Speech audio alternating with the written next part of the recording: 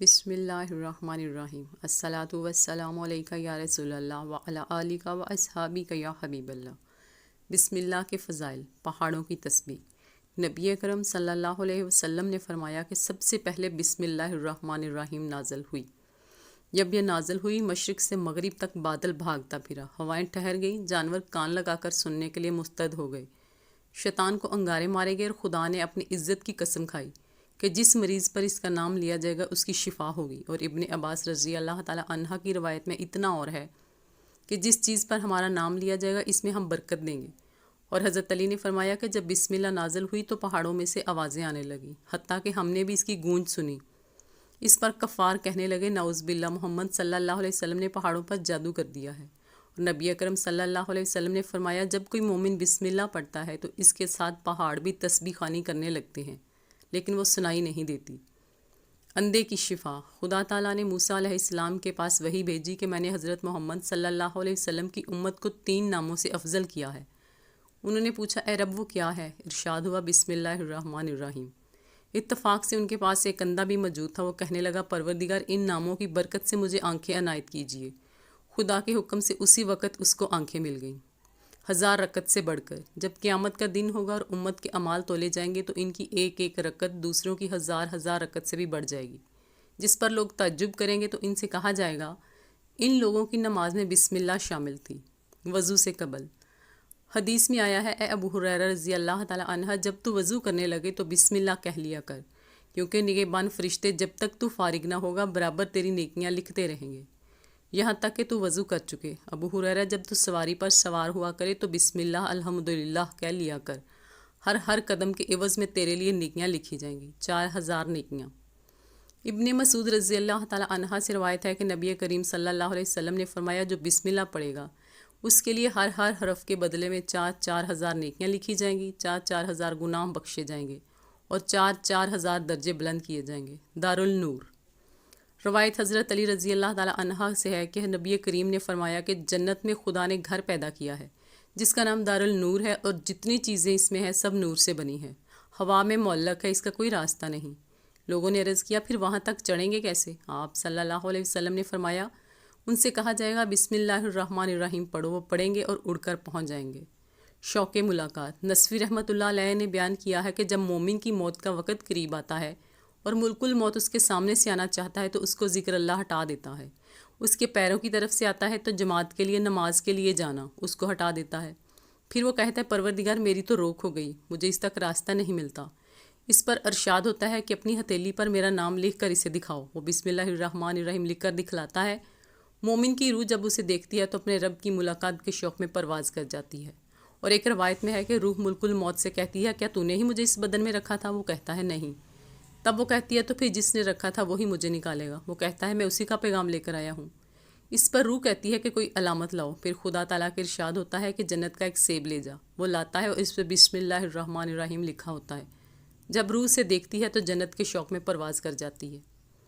علامت زبان۔ نصفی رحمۃ اللہ علیہ نے بیان کیا ہے کہ قیامت میں دوزخ کے فرشتے ایک بندوں کو پکڑیں گے، پھر انہیں حکم ہوگا، ذرا اسے چھوڑو تاکہ اس کے اعضاء دیکھ لیے جائیں، چنانچہ اس میں کوئی نیکی نہ ملے گی۔ پھر اس سے کہا جائے گا، اپنی زبان تو نکال کر دکھا۔ اس پر سفید خط میں پوری بسم اللہ لکھی ہوئی ہوگی۔ اسی وقت حکم ہوگا، ہم نے تجھے بخش دیا۔ عذاب کے فرشتوں سے نجات۔ حضرت ابن مسعود رضی اللہ تعالی عنہ نے فرمایا، جو چاہتا ہو کہ دوزخ کے 19 فرشتوں سے اس کو بچایا جائے تو اسے چاہیے کہ بسم اللہ پڑھے، کیونکہ اس میں 19 حروف ہیں۔ بعض نے بیان کیا ہے اس میں 4 کلمے ہیں، اور گناہ بھی 4 طرح کے ہوتے ہیں، دن کے، رات کے، چھپے اور ظاہر۔ بس جو بسم اللہ پڑھے گا اس کے 4 قسم کے گناہ معاف ہو جائیں گے۔ حضرت انس نے نبی کریم صلی اللہ علیہ وسلم سے روایت کی ہے کہ اگر کپڑے اتارتے وقت بسم اللہ پڑھی جائے تو بنی آدم کی شرمگاہ اور جنوں کی آنکھوں کے درمیان ایک آڑ بن جاتی ہے۔ امام فخر رازی رحمۃ اللہ علیہ نے کہا کہ اس میں یہ اشارہ نکلتا ہے کہ جب یہ نام تیرے دشمنوں سے دنیا میں آڑ بن جاتا ہے تو پھر آخرت میں دوزخ کے فرشتوں سے کیوں آڑ نہ بنے گا؟ صرف 2 نبیوں کو ملی۔ نصفی رحمۃ اللہ علیہ نے کہا کہ جب بسم اللہ آدم پر نازل ہوئی تو کہنے لگے، اپنی اولاد کی نسبت اب مجھے عذاب کا کوئی کھٹکا نہیں رہا۔ جب ان کا انتقال ہوا تو بسم اللہ اٹھا لی گئی۔ پھر حضرت نوح علیہ السلام پر مقرر نازل ہوئی، اس کی بدولت غرق ہونے سے محفوظ رہے۔ ان کی وفات کے بعد پھر اٹھا لی گئی۔ پھر ابراہیم علیہ السلام پر نازل ہوئی اور ان کی سلامتی کا باعث بنی۔ پھر موسیٰ علیہ السلام پر نازل ہوئی تو دریا سے سالم نکل گئے۔ پھر سلیمان علیہ السلام پر نازل ہوئی تو ان کا ملک سلامت رہا۔ ہمارے نبی صلی اللہ علیہ وسلم پر قیامت تک کے لیے نازل ہوئی۔ چنانچہ جب قیامت قائم ہوگی اس وقت مسلمان اپنے داہنے ہاتھ میں بسم اللہ پڑھ کر اپنا نامہ اعمال لیں گے، اور حالت یہ ہوگی وہ صاف پڑا ہوگا، اس میں گناہ کا نام بھی نہ ہوگا۔ اسے کہا جائے گا یہ گناہوں سے پر تھا لیکن بسم اللہ نے ان کو مٹا دیا۔ قرطبی رحمۃ اللہ علیہ نے کہا کہ بسم اللہ اس امت کی خصوصیت میں سے ہے۔ تفسیر رازی میں ابو ہریرہ رضی اللہ تعالیٰ عنہ سے مروی ہے، آپ فرماتے ہیں رسول پاک نے فرمایا تمہیں ایسی آیت نہ بتلاؤں کہ سلمان علیہ السلام کے بعد سوائے میرے اور کسی پر نازل نہیں ہوئی؟ ہم نے کہا جی ضرور یا رسول اللہ۔ آپ صلی اللہ علیہ وسلم نے فرمایا بسم اللہ الرحمن الرحیم۔ امام راضی رحمۃ اللہ علیہ نے بیان کیا ہے کہ علماء کا اس پر اتفاق ہے کہ ہر کام کے شروع کرتے وقت بسم اللہ کا پڑھنا مستحب ہے۔ کسی کافر کا ایک محل پر گزر ہوا، اس کے دروازے پر ایک بوڑھا اور اس کی لونڈی کھڑی تھی۔ کافر نے کہا میں لونڈی کو لے لوں اور بوڑھے کو مار دوں، چنانچہ دونوں میں کشتی ہوئی۔ بوڑھے نے اس کو کئی بار پچھاڑ دیا، اس کے ہونٹ ہلتے جاتے تھے۔ کافر نے پوچھا کیا پڑھتا ہے جو تیرے ہونٹ ہلتے ہیں؟ اس نے جواب میں بسم اللہ پڑھ کر سنائی۔ وہ مسلمان ہو گیا اور وہ بھی بسم اللہ پڑھنے لگا۔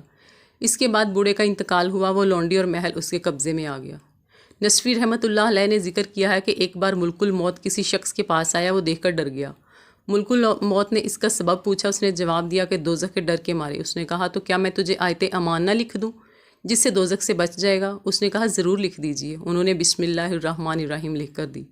جب خدا تعالیٰ نے موسیٰ کو فرعون کے پاس بھیجا، اس کی سرکشی بڑھی، انہوں نے اس کے لیے بد دعا کی۔ خدا تعالیٰ نے ارشاد فرمایا کہ آپ تو اس کا کفر دیکھتے ہیں اور میں وہ دیکھتا ہوں جو کچھ اس کے محل کے دروازے پر لکھا ہے۔ جبرائیل نے اس پر بسم اللہ الرحمن الرحیم لکھ دی تھی، اسی وجہ سے خدا نے اس کے مقام کریم کے ساتھ توصیف کی ہے۔ اور تفسیر رازی میں ہے کہ خدائی کے دعوے سے پہلے فرعون نے خود اپنے محل کے دروازے پر بسم اللہ الرحمن الرحیم لکھا تھا۔ ایک مرد صالح نے بیان کیا ہے کہ ایک بار میں اپنے بھائی کے پاس گیا، وہ نشے میں تھا۔ میں نے اس سے مارا تو وہاں سے الٹا پھرا اور پانی میں گر کر ڈوب گیا۔ جب اسے دفن کر چکا تو اسی رات کو میں نے اسے خواب میں دیکھا کہ وہ تو جنت میں ہے۔ میں نے اس سے پوچھا تو مرا تو نشے کی حالت میں تھا، پھر جنت میں ہے، یہ کیا ماجرا ہے؟ اس نے کہا ہاں یہ سچ ہے، لیکن جب میں تیرے پاس سے چلا آیا تھا تو اس وقت میری نظر ایک ورق پر پڑی جس پر بسم اللہ الرحمن الرحیم لکھا ہوا تھا۔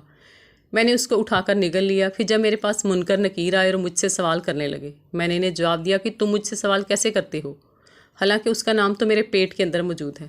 اس پر ایک منادی کرنے والے نے آواز دی، بندہ سچ کہتا ہے، میں نے اسے بخش دیا۔ خدا کا قلم۔ خدا نے قلم کو سفید موتی سے پیدا کیا، 500 برس کی راہ اس کا طول ہے۔ اس سے نور نکلتا ہے جس طرح کہ دنیا کے قلم سے روشنائی نکلتی ہے۔ پھر اسے حکم ہوا کہ بسم اللہ لکھ، اس نے 700 برس میں لکھی۔ پھر اللہ تعالیٰ نے فرمایا اپنے عزت و جلال کی قسم، محمد مصطفیٰ صلی اللہ علیہ وسلم کی امت میں جو اس کو ایک بار پڑھے گا میں اس کے لیے 700 برس کا ثواب لکھوں گا۔ سبحان اللہ۔ ناظرین، ویڈیو اچھی لگی ہو تو لائک کر دیں، چینل پر نیو ہے تو سبسکرائب کر دیں۔